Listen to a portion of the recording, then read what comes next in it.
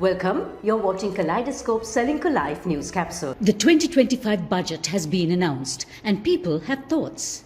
We're aiming for a 6.7% budget deficit of GDP and tax revenues up to 13.9% of GDP, and planned expenditure is 5,886 billion rupees. Quite a few changes and quite a few familiarities as well. Here to dissect our new budget is former managing partner of PwC, Sujeewa Mudalige. Focusing on the big picture of the budget, what are your observations? So my initial thoughts is that it's a continuation of the policies what we had in the past. So I give credit to President AKD for not upsetting the status quo, and so there is policy consistency and stability. So it's a no-frills budget. What are the problem areas in implementation? The big concern for me is that revenue is going to go up 25% from last year, and everyone is complaining of high taxes already. So 2024 was a year of taxes. So there is no respite. You will have more taxes this year, may not be new taxes, but collection going up 25% means a lot more revenue to be collected. And the big ticket item is motor vehicles. Unfortunately, the government has ensured that no average person can afford a new motor vehicle today. The reason being, government needs about 900 billion of new income compared to last year. Out of the 900 billion, about 300 billion will come from tax, from motor vehicles. So if you and I don't buy new vehicles, that revenue is not going to come, and then government will be in a fix. How do I collect this income? Do I bring new taxes or do I cut expenditure? Cutting expenditure is tough. So my take on it is that by the middle of the year, the government will reassess and see how are we going to bridge this gap. We are aiming for a 5% growth target. Achievable? See, at 5%, Savithri, you and I won't feel a difference in our lifestyles.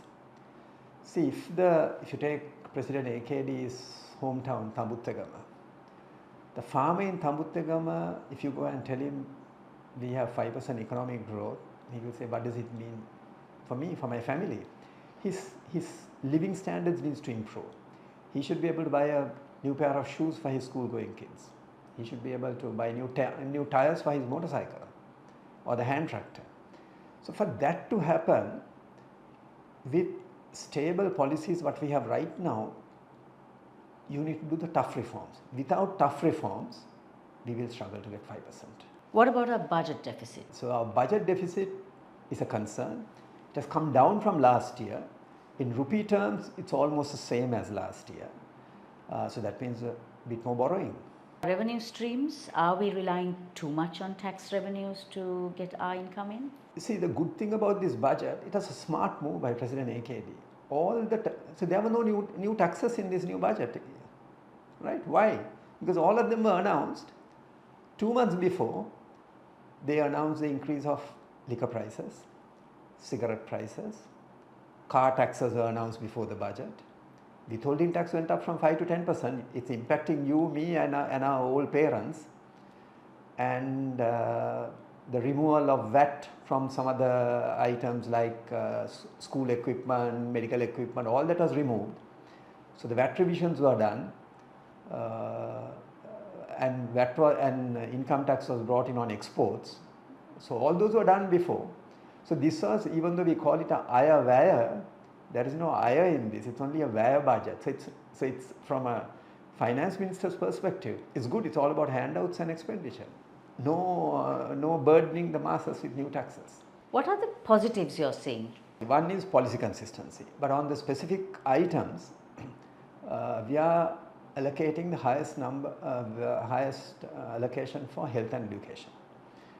But it's still small. I don't know whether you can remember, about a couple of years ago, people were demanding 6% of GDP for education. All the university academics, including these guys who had PhDs in economics, were on the street, and I don't know whether you saw, there were even t-shirts printed with 6% on the road. But we are allocating only 1.9%. So government has realized, even though they demanded 6% when they were in the opposition, that we cannot afford, we can afford only around 2%.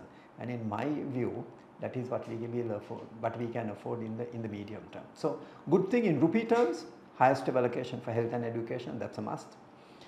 A social security net has been strengthened with about rupees 250 billion going in for Aswasuma. And there is also allocation to complete some of the road projects.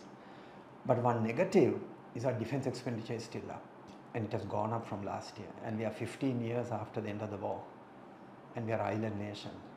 Imagine if we had 5 countries bordering us, what we would be spending on defense. We are island nation. Right? Why do we need that amount of defense? We need to bring it down and put it on health and education. Looking back, Sujeewa, would you have done anything differently in this budget? Not really. It's because President AKD's hands are tied. You are on an IMF program. It's like you're on a rail track. There's very little maneuvering you can do. So until this program is over, what we call the extended fund program, EFF, we will have very little room for maneuvering. And could I have done something different? Yes, I would have really, for sure, I would have looked at defense expenditure, public expenditure. See, we are increasing salaries. That doesn't mean there's improvement in productivity and efficiency. So that's a big concern. It's a big chunk. You're spending 300 billion over 3 years, 100 billion in this year alone. If you don't improve productivity and efficiency, and through innovation, it's the same public service, and we all know it's inefficient and lethargic.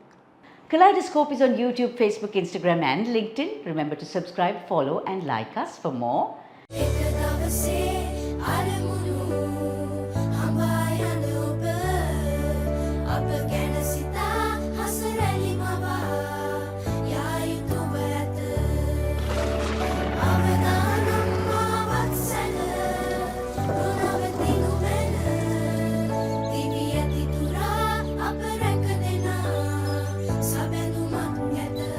You focus on your goals. We will take care of the risks. Silico Life.